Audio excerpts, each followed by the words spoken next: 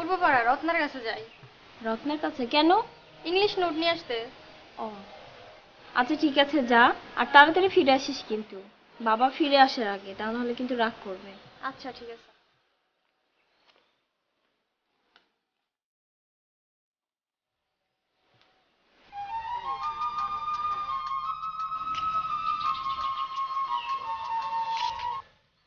Hello. হ্যাঁ কোথায় তুমি? এই তো। আরে আর বলো না, এই নাবিলাটা সারাক্ষণ আমার পিছে ঘুর ঘুর করে, তোমাকে যে একটু ফোন দিব সময়ই হয় না। এখন কোথায়? এইমাত্র বেরিয়ে পুপ্পাড়ার রত্নার কাছে গেল, বললো কি ইংরেজি নোট নেবে। ও জানো আমার না খুব টেনশন হচ্ছে, এত দূরের পথ, সন্ধ্যার আগে আসতে পারবে তো? তা বাদ দাও তো, এগুলো নিয়ে আর তুমি টেনশন করো না। আচ্ছা বললে না তো তুমি কোথায় আছো? এখনো ঠিক বলতে পারছি না কোথায় যে আছি, তবে তোমার পূর্বপুরুষের গ্রামের বাড়ি এখনো ছাড়িনি। ও তা যাবে নাকি একবার আমাদের পুরান বাড়ি? কেউ কি থাকে ওখানে? দুঃসম্পর্কের এক চাচা থাকে। কি নাম তার? নাম জানি না, আসলে দাদা বাড়িতে আমরা কখনো যাইনি তো, আর বাবা মাও সেরকম একটা যায় না। হুম। শুনেছি স্বাধীনতার পরপরই নাকি বাবা ওই গ্রাম ছেড়ে এই গ্রামে এসে নতুন বাড়ি করেছে। আচ্ছা। আমার দাদারা তো ওইখানকার খুব প্রভাবশালী লোক ছিলেন, আর আমার বাবাকেও তো এলাকার সবাই এক নামেই চেনে, কাশেম মোল্লা। ও কাউকে জিজ্ঞেস করলেই হবে কাশেম মোল্লার বাড়ি কোনটা, তাহলেই দেখিয়ে দিবে। আচ্ছা ঠিক আছে, যাচ্ছি। হবু দাদা শ্বশুরের বাড়ি। এখন ফোন রাখি। শোনো, আমার না তোমার কথা ভাবতে খুব ইচ্ছে করছে। ভাবো, নিষেধ করেছে কে? এখন আমি ফোন রাখি। বাই। এই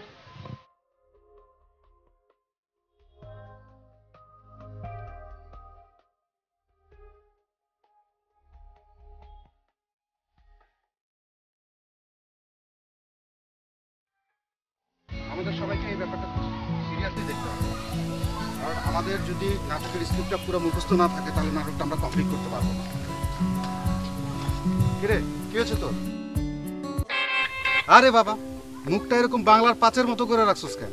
আস না একটু, বন্ধুর হবু দাদা শ্বশুরের বাড়ি যাচ্ছিস, কোথায় মন ভালো রাখবি?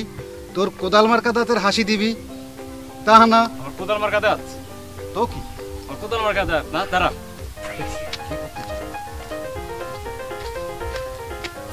ও রে,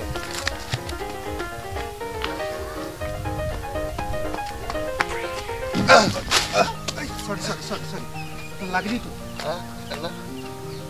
সত্যি আপনি ব্যথা পান নাই? না না, সত্যি সত্যি আপনার কোথাও লাগেনি তো? না না, ঠিক আছে, কোথাও লাগেনি। আপনারা কোথায় যাচ্ছিলেন এই দিকে?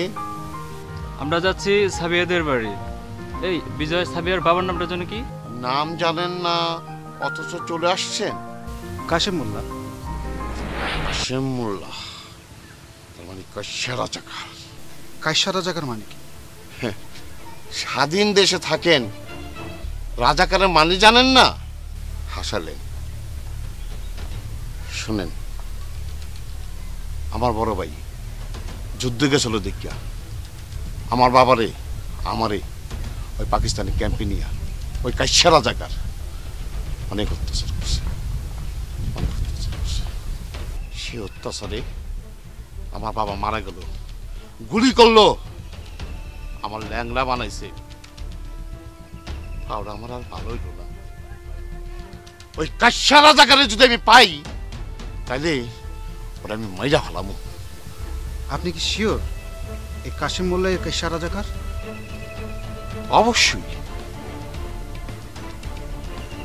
শুনছি ওই কাশ্যা রাজাকার দিঘির পাড়ে যে বাড়ি করছে, স্বাধীন হওয়ার পর গ্রামে রাখে নাই। এই গ্রামে মানুষের ভয়ে সে গ্রামে আর ঢোকে নাই, অন্য পরিচয় দেওয়া ইচ্ছা আছে। বাপ মারা যাওয়ার পরও বাপটারও মারি দিতে আসে নাই। যুদ্ধের সময় লুটপাট কইরা এখন শুনছি সেই টাকা দিয়ে ব্যবসা কইরা নাম দিছে কাশেম মোল্লা। আপনার কথা কি করে বিশ্বাস করি? কি করে বিশ্বাস করবেন? আসুন আমার সাথে।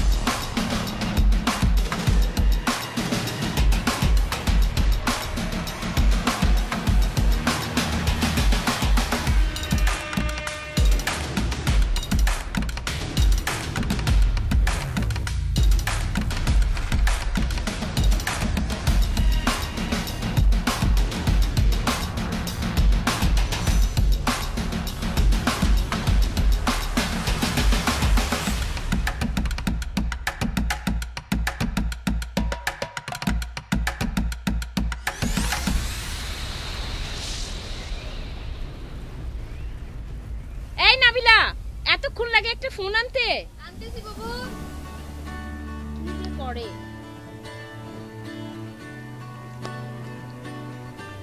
বিজয়, এই ব্যাপার কতদিন চলবে? তুই নিজেও কষ্ট পাচ্ছিস, সাবিয়াকেও কষ্ট দিচ্ছিস। তোকে কে বললো আমি কষ্ট পাচ্ছি? আমি কোনো কষ্ট পাচ্ছি না। আমি তোর সাথে সেই ছোটবেলা থেকে চলে আসছি, আমি দেখছি তুই কষ্ট পাচ্ছিস। আমি তোকে চিনি না? আমি কি তোকে জানি না? তুই আমার বন্ধু, তুই আমাকে ভালো মতোই চিনিস, তাই তোকে বলছি। একজন মুক্তিযোদ্ধার সন্তান হিসেবে আমি কখনই একটা রাজাকারের মেয়েকে বিয়ে করতে পারি না, মরে গেলেও না। জানি আমার খুব কষ্ট হবে। সাবিয়ার কি হবে? একবার তুই ওর কথা ভাববি না? রাজাকারের মেয়ের কথা কি ভাববো? তুই তোর কথা ভাব, আমার কথা ভাব। তোর বাবা, আমার বাবা মারা যাওয়ার পর কি হয়েছিল? একজন মুক্তিযোদ্ধার সন্তান হিসেবে কি পেয়েছি আমরা? তোর বাবার মুক্তিযোদ্ধার সার্টিফিকেট নাই বলে কি সে মুক্তিযোদ্ধা না? এসব কথা এখন বলে কি হবে? 17 বছর আগে আমার বাবা বিনা চিকিৎসায় মারা গিয়েছিল। একজন দেশপ্রেমিক মুক্তিযোদ্ধা হিসেবে দেশের কি উচিত ছিল না আমার বাবাকে যথাযথ চিকিৎসা করে সুস্থ করে তোলা? একজন মুক্তিযোদ্ধা বিনা চিকিৎসায় মারা গেল, তখন আমি খুব ছোট। আমার মা অনেক কষ্ট করে আমাকে মানুষ করিয়েছে। আমি কি করে ভুলে যাই আমার মায়ের ওই কষ্টের দিনগুলোর কথা? আর দেখ, যারা এই দেশের স্বাধীনতা চায়নি, রাজাকার ছিল, আলবদর ছিল, তারা ধন সম্পত্তি করে বাড়ি গাড়ি করছে, দামি দামি গাড়ি করে ঘুরে বেড়াচ্ছে।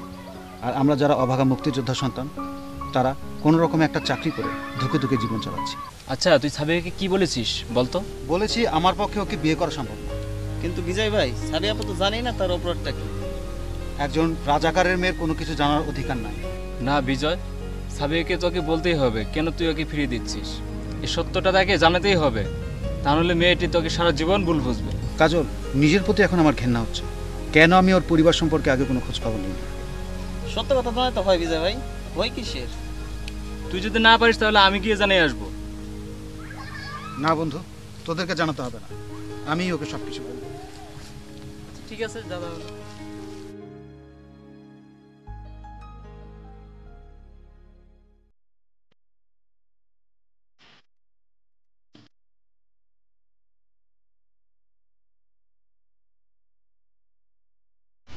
এই, এটা কি হলো? কোনটা কি হলো? কোনটা কি হলো মানে? এই যে তুমি আমাকে দেখে না দেখার ভান করে চলে যাচ্ছ। সেটাই যখন বুঝতে পারছো তাহলে আমার পথ আটকাইছো কেন?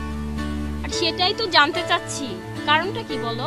সত্যি কথা বলতে কি, তোমার সাথে কথা বলার কোনো ইচ্ছাই আমার নাই। দেখো, তুমি যদি এখন আমার সাথে কথা না বলো, খুব খারাপ হয়ে যাবে, কিন্তু মোটেও ভালো হবে না।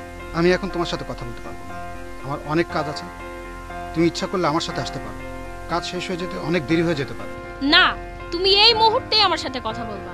তুমি আগে বলো, আমি এমন কি করেছি যে তুমি আমার সাথে কথা বলতে চাইছো না? তোমার দোষ, তুমি একটা রাজাকারের মেয়ে।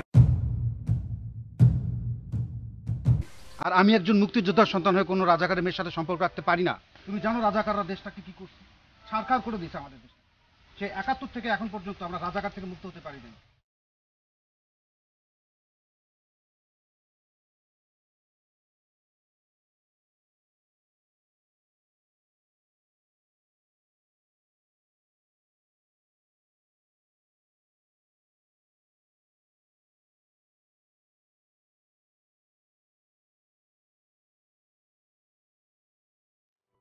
তোমার এলাকার খবর কি?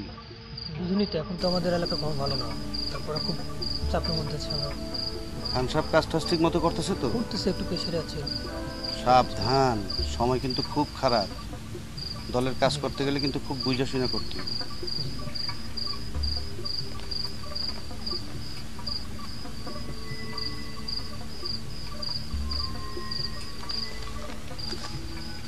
এটা নিয়ে খান সাহেবের দিবা, আর কাজ ঠিক মতো চালাইতে কইবা। লাগলে জানাইবা, দলের লিগা জান কোরবান কয়ে দিবা খান সাহেবরে, বুঝছো?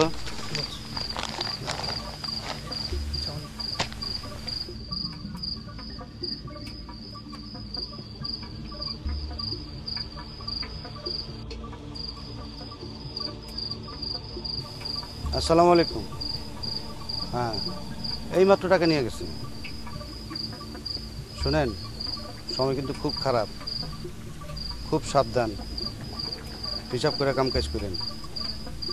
এমন কিছু করা যাবে না যাতে দলের কোনো ক্ষতি হয়। হ্যাঁ, লিফলেট পোস্টার যাই ছাপান, খুব সাবধানে। অলরেডি কিন্তু বড় নেতাকে ঝুলাই দিছে, খেয়াল রেখেন।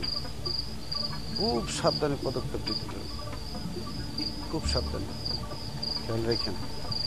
হ্যাঁ হ্যাঁ, আর খেয়াল রেখেন এক সিম কিন্তু বেশি দিন ব্যবহার করা দিব না, একটু মনে সন্দেহ হইব ফালাই দিবেন। আরেকটা কথা খেয়াল রেখেন, এমন কিছু বলা যাবে না বা এমন কিছু করা যাবে না যাতে সংগঠনের কোনো ক্ষতি হয়। হ্যাঁ, আর যদি ভুলে ধরেও পড়ে যান একদম মুখ খুলবেন না, এমন কিছু বলবেন না যে শেষ পর্যন্ত সম্পূর্ণ দলের ক্ষতি হয়। সাবধান, খুব সাবধান। আর এইটি হলো আমাকে মূল নীতি, নিজের ক্ষতি হবে হোক, সংগঠনের যেন কোনো ক্ষতি না হয়, মনে রাখবেন। আজকে রাখি, আসসালামু আলাইকুম, আবার কথা হবে।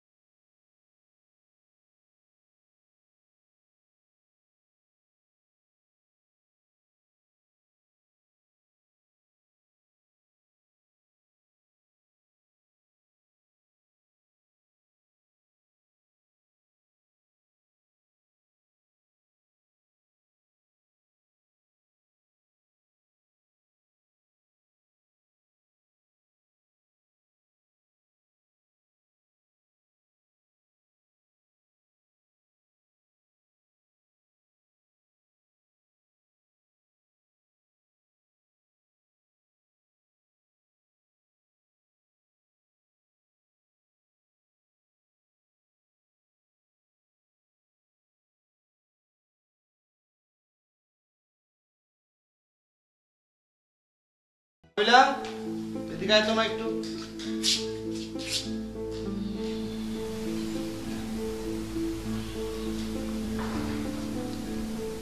সাবিয়ার কি হয়েছে? ও এত চুপচাপ কেন? তেমন কিছু না, আপনি কিছু বলে নাই? বিজলের কিছু হয়েছে? হ্যাঁ হয়েছে। কি হয়েছে? স্বাধীনতা যুদ্ধের সময় আপনি যে পাকিস্তানের পক্ষ হয়ে কাজ করছেন সেটা বিজয় ভাই জানা গেছে। বিজয়? ও এত কিছু জানলো কেমনি? আরে পুরানো জিনিস নিয়ে তো ঘাটাঘাটির কি আছে?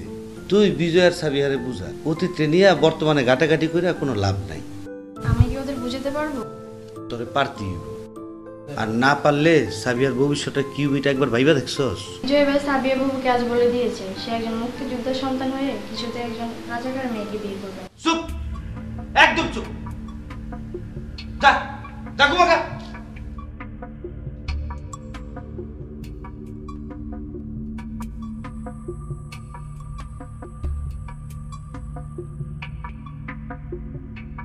বিজয় ভাই, সাবির মার্চের মধ্যে মুক্তিযোদ্ধাদের নিয়ে নাটক ডিমনস্ট্রেশন করবো, তা আমি ফেসবুকে পোস্ট করেছি। এতে অনেক লাইক এসেছে এবং সুন্দর সুন্দর কমেন্টও এসেছে। বাহ, বেশ ভালো, বিজয়, ঢাকা থেকে কিন্তু আমার বোনের জামাই নাটকটা দেখার জন্য আসবে। খুবই ভালো। এই শোন, কালকে তোরা সুলধরা গ্রামে যাবি, মসজিদের ইমাম সাহেবকে 26শে মার্চের নাটক দেখার জন্য দাওয়াত দিয়ে আসবে। ভাই, ইমাম সাহেব কেন? কারণ সে একজন মুক্তিযোদ্ধা, স্বাধীনতা সংগ্রামে সে অস্ত্র হাতে যুদ্ধ করেছিল। ও, তাহলে তো ঠিক আছে, তাকে দাওয়াত দেওয়া। জি, আমি জানি অনেক রাত হচ্ছে, তুই এখন বাড়ি যা, নইলে খালা আবার আমাকে বকবে। আচ্ছা ঠিক আছে, আসসালামু আলাইকুম। ওয়ালাইকুম আসসালাম।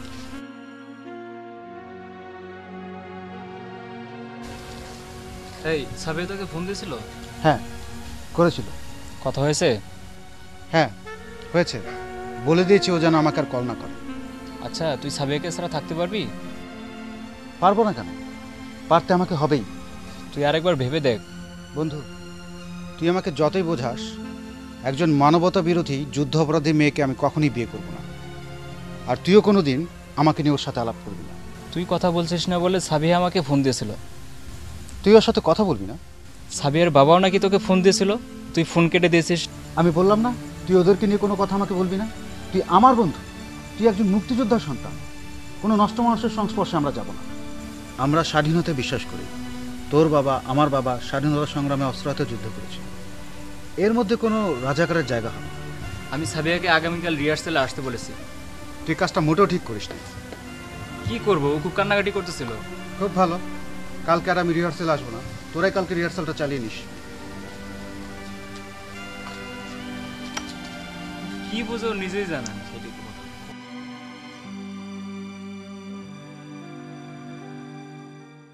কি রে নিপা, রাখি, তোরা আমাদেরকে দেখেও না দেখার ভান করে চলে যাচ্ছিস যে? তোরা বুঝিস না কেন তোদের দেখেও না দেখার ভান করে চলে যাচ্ছি? বুঝি না বলেই তো জিজ্ঞেস করছি। কারণ তোরা মানবতা বিরোধী যুদ্ধ অপরাধীর মেয়ে, তোদের সাথে আমাদের কোনো কথাই নাই। সামাজিকভাবে তোদের বয়কট করা হয়েছে। আমরা কোনো নষ্ট মানুষের সংস্পর্শে যাব না, যেতে পারি না, যাওয়া উচিতও না। আর এটাই আমাদের বিজয় ভাই শিক্ষা দিয়েছেন। বিজয়? হ্যাঁ, বিজয় ভাই। তোদের বাবা একজন নষ্ট মানুষ, তাই তোদের সাথে আমাদের কোনো সম্পর্ক থাকতেই পারে না।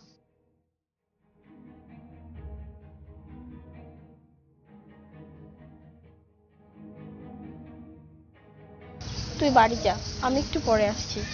আচ্ছা।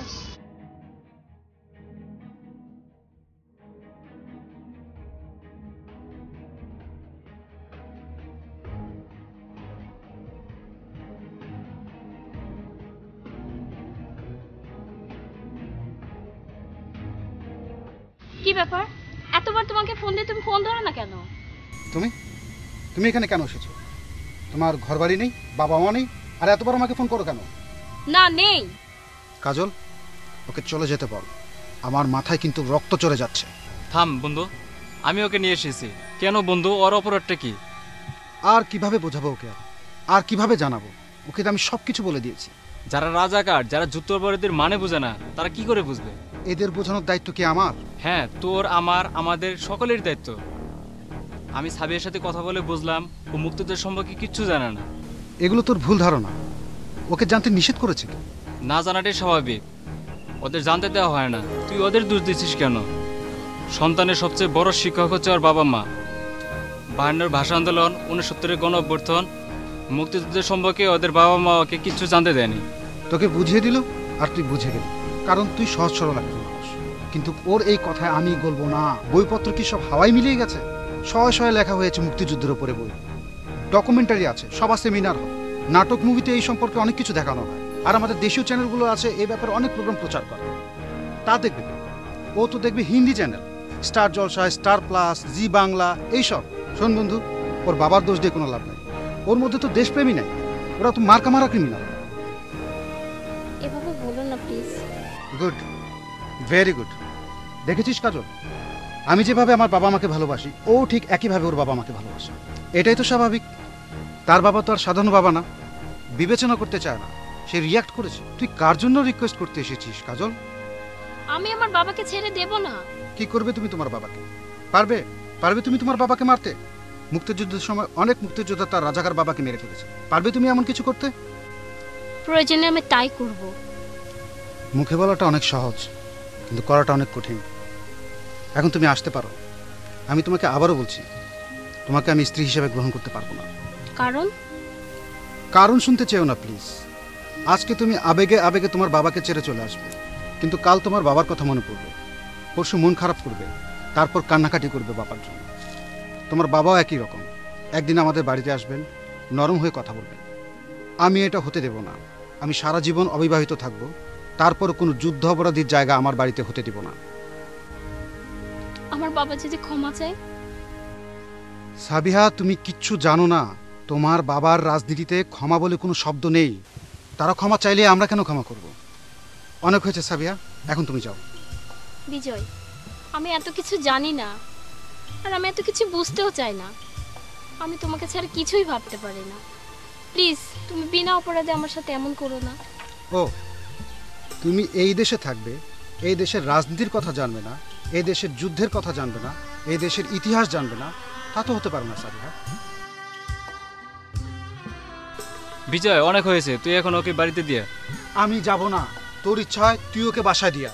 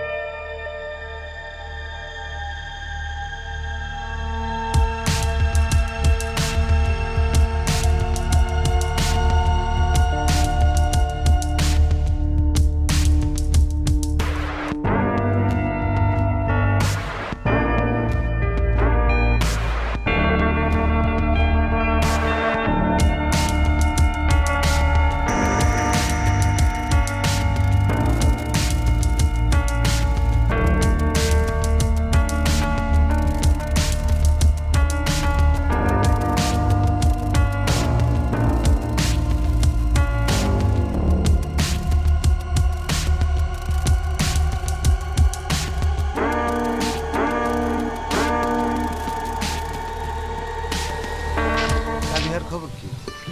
দুদিন যাবত একদম চুপচাপ। পড়াশোনা নিয়ে খুব ব্যস্ত নাকি? কোনো সারা শব্দ নাই। পড়াশোনা নিয়ে অনেক ব্যস্ত। ফাইনাল পরীক্ষা আসলো, এত পড়তে দেখি নাই। বিজয়ের লোক ঝামেলা মিটে গেছে নাকি? মনে হয় বিজয় ভাইয়ের সাথে ঝামেলা মিটে গেছে। আমার অবশ্য কিছু কয় নাই। যাক, ভালো ভালো ব্যাপারটা মিটে গেল। আমি অবশ্য বিজয়ের কয়েকবার ফোন দিছিলাম, ধরে নাই। আপনি আবার ফোন দিতে গেলেন কেন? নিজেদের ব্যাপার নিজেরাই মিটে নিত। আমি কি ফোন সাদে দিছি? গ্রামের পোলাপানের কাছে যে আজে বাজে কথা কেউ বেড়ায়, আমার মান সম্মান লিয়ে টান করে। আপনি একটা কাজ করেন, বিজয় ভাইয়ের সাথে সাবিয়া বুবুর বিয়েটা দিয়ে দেন।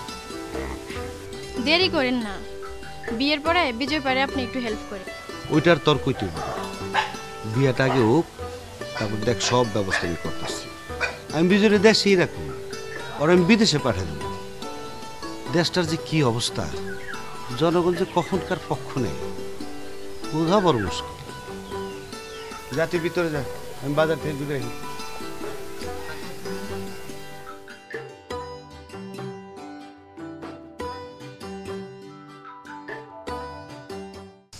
তুই বিজয়রে ক, ও যা করছে আমি সব ভুলে যাবো। আর তখন দুজনের বিয়া দিয়া আমি বিদেশে পাঠিয়ে দেবো। ওর জীবনটাও খারাই যাব। ঠিক আছে বাবা। অরে কয়ে দিস, অনেক পাগলামি করছে, অনেক আজে বাজে কথা ছড়াইছে। ছোট মানুষ হিসেবে আমি বুঝলে গেছি, মাফ করে দিচ্ছি। ওরে আমার কাছে লয়ে আহিস, ওরে আমি বুঝাই দিব মনে। আচ্ছা ঠিক আছে বাবা, আমি এখনই ওকে নিয়ে আসছি। যা।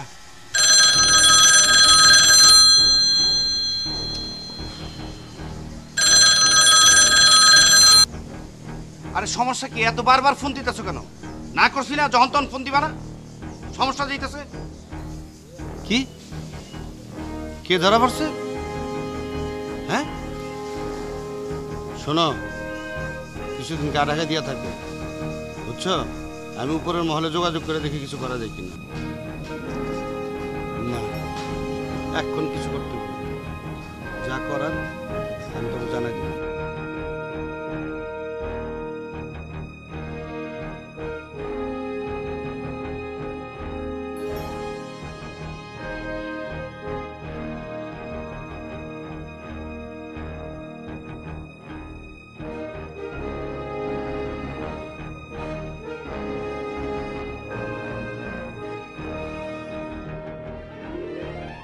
তুমি বিশ্বাস করছো না আমার কথা?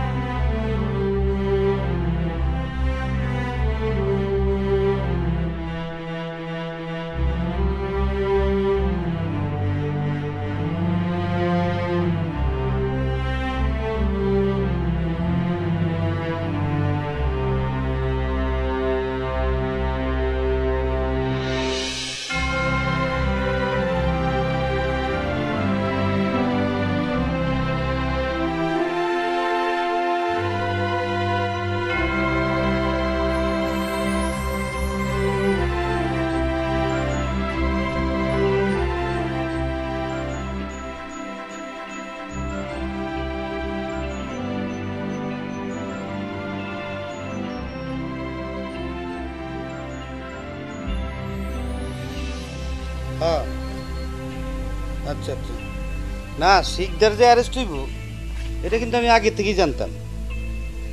আরে এত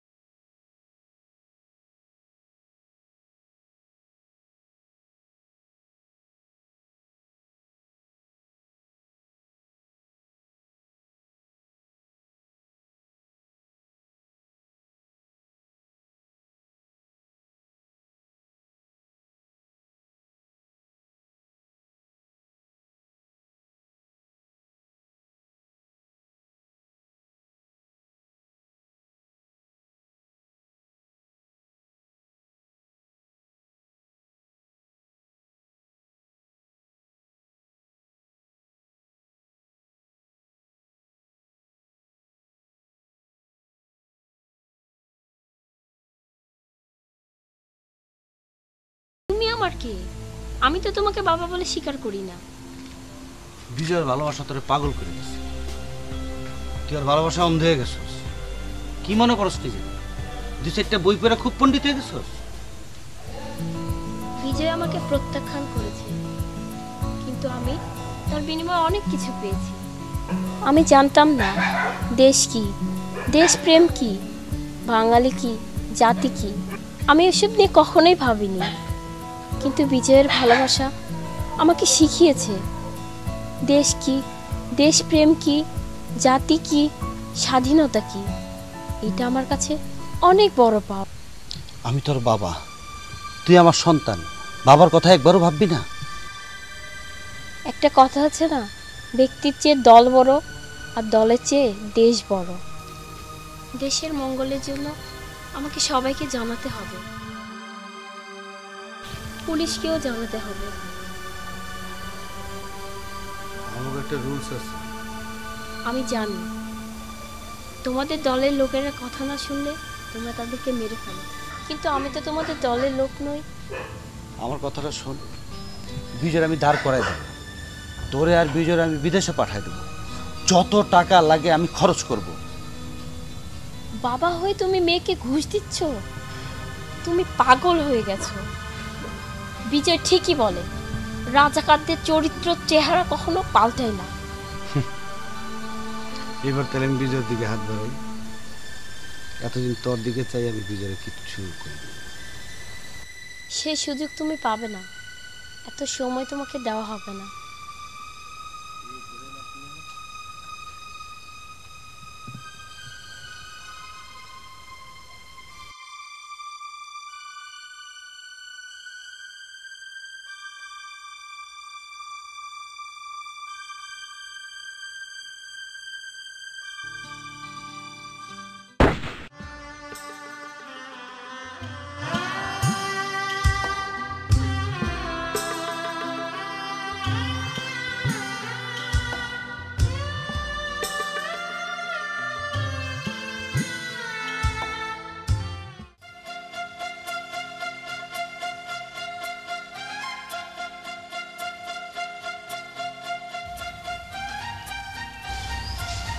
বাবা বিজয় বাবা তুমি তোমরা কই যান আপনি? রে কাইসা রাজাকার, ওই পলাশ আপনার ছোট মেয়ে নাবিলা আমারে ফোন দিছিল। নিজের মেয়েটারও মাইরা ফালালি? তুই আসলে একটা রাজাকার রে কাইসা, আসলে একটা রাজাকার। বিশ্বাস করেন মারতে চাইনি বাবা, আমি মারতে চাইনি। আপনি আগেও রাজাকার ছিলেন, এখনো রাজাকার আছেন, ভবিষ্যতেও রাজাকার থাকবেন। আপনারা কোনোদিন শুধরাইবেন না। এত কথা বলার দরকার কি? ওরে ধর, সবাই মিলে আরে কাইটটা টুকরা টুকরা করে ওই নদীতে ভাসাই দিব। আয় ধর!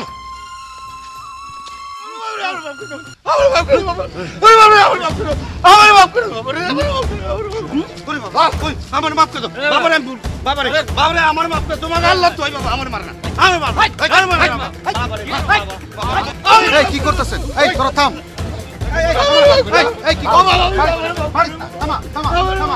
আইন কেউ হাতে তুলে নেবেন। বিজয় বাবা আমার মাফ করে দাও, বাবা আমার মাফ করে দাও। আমি বাবা আমি ভুল করছি বাবা, যুদ্ধের সময় আমি কিন্তু আমি সব করে দিন বাবা।